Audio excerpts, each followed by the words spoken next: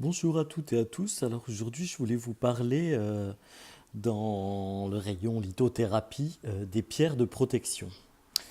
On sait que les pierres ont des tas de vertus soignantes, etc., de chance, etc. Mais surtout, on parle beaucoup de pierres de protection. Alors les pierres de protection, ce sont souvent des pierres noires, la plupart, mais pas que. Euh, on va trouver des obsidiennes en majorité, mais il y en a différentes sortes. Donc voici quelques pierres de protection. Alors déjà, vous protégez contre quoi? Bah oui, c'est la question. En ce qui concerne la protection pour les énergies négatives, en général, elles ont un peu toute cette vertu de protéger contre les énergies négatives, mais certaines ont des protections supplémentaires, comme la tourmaline noire, que voici, qui est un peu une pierre basique en lithothérapie. C'est une pierre qui va beaucoup combattre les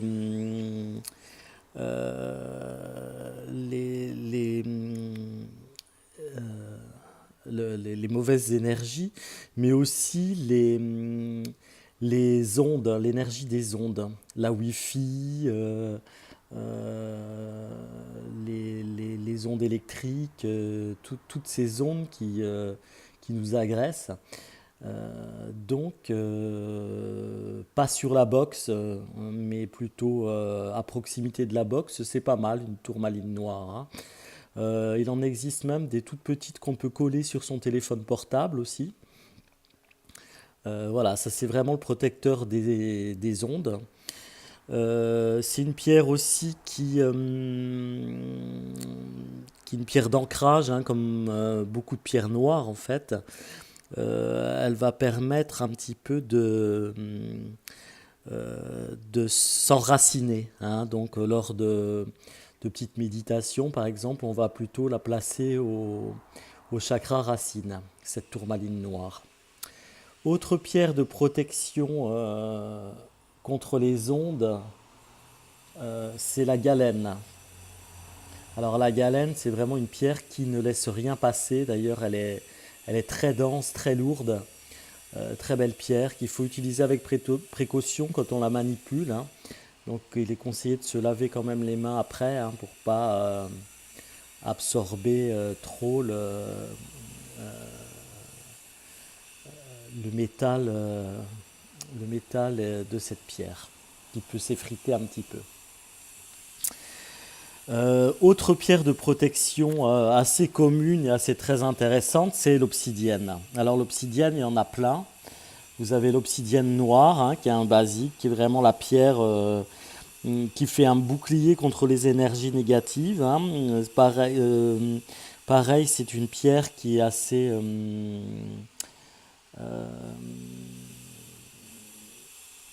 qui permet assez de s'ancrer. Donc l'obsidienne noire, vraiment,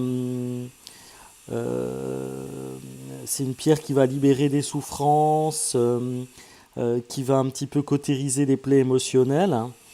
Hum, Et vraiment une pierre bouclier contre les influences spirituelles néfastes. Alors vous avez différentes variantes. Vous avez l'obsidienne argentée, qui est aussi protectrice des mauvaises intentions, des travaux un petit peu ésotériques qu'on pourrait faire sur vous, par exemple. C'est vraiment une pierre bouclier, et qui éclaire en même temps, qui éclaire un petit peu l'esprit. C'est une pierre qui va également équilibrer le yin-yang en nous, le masculin-féminin. Voilà, une très belle pierre aussi. L'Obsidian Spider, qui elle va, en plus d'avoir une vertu protectrice, elle va dénouer un petit peu les choses qui sont emmêlées dans notre esprit ou en nous. D'où son nom Spider, toile d'araignée en fait. Et puis, au niveau obsidienne, on a quand même une pierre de très très haute protection que j'ai moi en pendentif, hein, qui est l'œil céleste. Alors, si vous regardez bien, vous verrez l'œil un petit peu à l'intérieur de la pierre, là, à la lumière. Donc ça, c'est une très belle pierre. Euh, c'est une pierre qui protège énormément, donc qui est un vrai bouclier contre les énergies négatives, les influences néfastes, les mauvaises influences. Elle crée vraiment un rempart protecteur, hein. Elle va aussi apaiser, elle va calmer les peurs. Euh, c'est une pierre qui est assez forte, hein. Elle permet vraiment de voir la réalité des choses aussi, hein. Elle permet l'accès à la lumière, de la connaissance à la vérité. Donc, bon, c'est une pierre qui est assez forte. Certains disent qu'elle peut isoler un peu, hein. Il y a des gens qui disent que porter l'œil céleste, ça protège, mais ça isole en même temps des autres. Parfois, c'est pas plus mal, hein.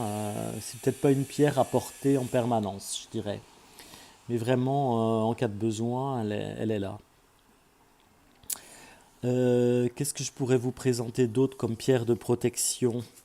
On a la larme d'Apache, qui est une pierre assez intéressante, que voici. Alors on est toujours dans les pierres noires, hein, la larme d'Apache.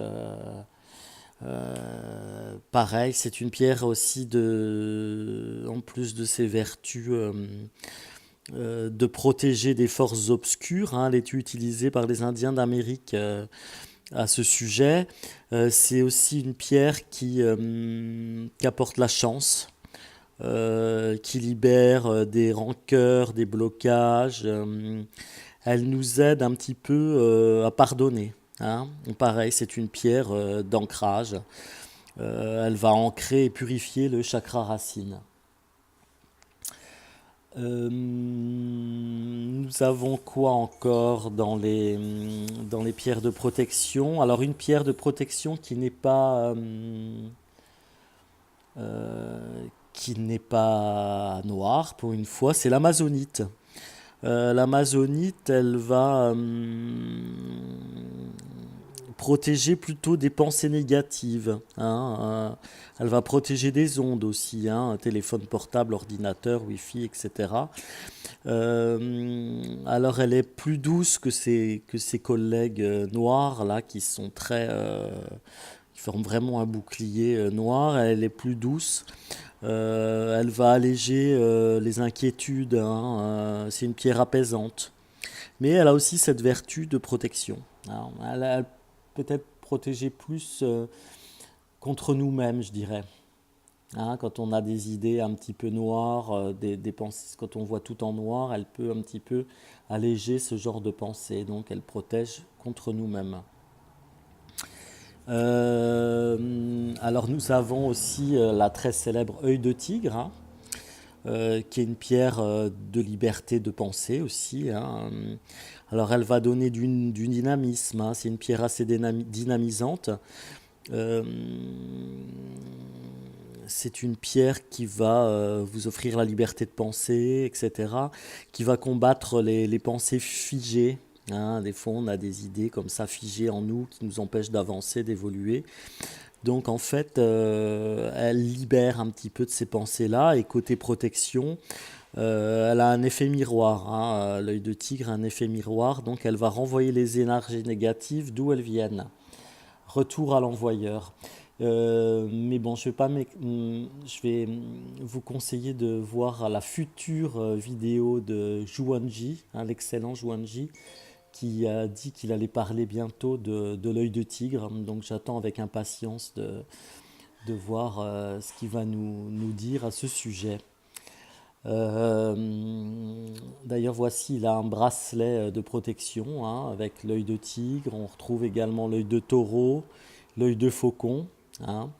Euh, L'œil de faucon, il peut vous indiquer par exemple d'où vient les attaques, hein. C'est une pierre intéressante, assez jolie. Le trio trois œils est pas mal. Nous avons aussi la labradorite, qui est une pierre de protection. Alors elle va protéger un peu contre les vampires psychiques, je dirais, hein, les gens qui vous bouffent votre énergie. Alors elle va servir d'éponge en fait, hein. Elle va un petit peu vous empêcher d'absorber un petit peu toutes les énergies négatives que les autres peuvent déverser sur vous, hein, leur malheur, leur tristesse. Donc bon, quand on est un petit peu, quand on a beaucoup d'empathie, par exemple, on a tendance vraiment à tout avaler. Et donc, c'est vrai que la labradorite, c'est une pierre qui va faire un petit peu éponge, hein, qui va protéger d'une certaine façon aussi contre les vampires psychiques, qui sont parfois vampires sans le vouloir, hein, les pauvres, hein.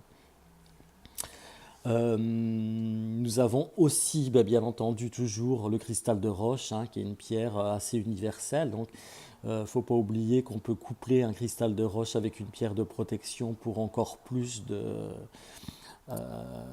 puissance. Et aussi, c'est une pierre qui se programme. Donc, on peut très bien, quand on a un cristal de roche, le programmer pour qu'il ait un rôle protecteur.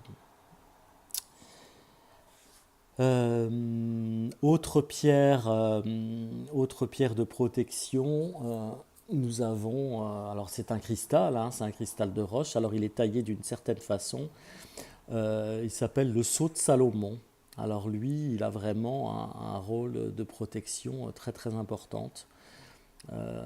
Pareil, il va donner des informations sur qui vous agresse et comment vous en protéger.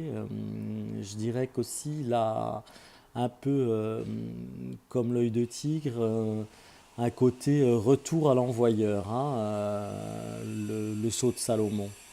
Ça, c'est une pierre vraiment très, très, très puissante.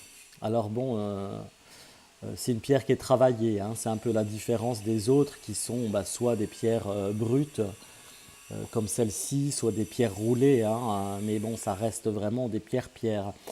Là, on est vraiment dans l'idée d'avoir façonné la pierre d'une certaine façon, hein, c'est de la géométrie sacrée, ni plus ni moins, et pour qu'elle ait vraiment ce rôle très très symbolique de protection et de connaissance. Voilà, donc il y en aura plein d'autres, hein, des pierres de protection. Ah, là, j'ai choisi vraiment, j'en ai choisi quelques-unes dans des domaines un peu différents, hein, la protection ésotérique, la protection contre les vampires énergétiques, la protection contre les ondes, les mauvaises ondes, hein, mais il y a plein d'autres pierres de protection, ça manque pas. Donc voilà, c'était juste un petit zoom là-dessus, hein, sur ces pierres qui vous protègent. J'espère que ça vous aura intéressé. Si vous avez des questions, n'hésitez pas. Je remercie aussi Martine Jean, qui est lithothérapeute, hein, qui a une boutique de pierres à Saint-Rémy-de-Provence, qui m'a donné quelques petites informations. Je vous dis à très bientôt, hein. Au revoir.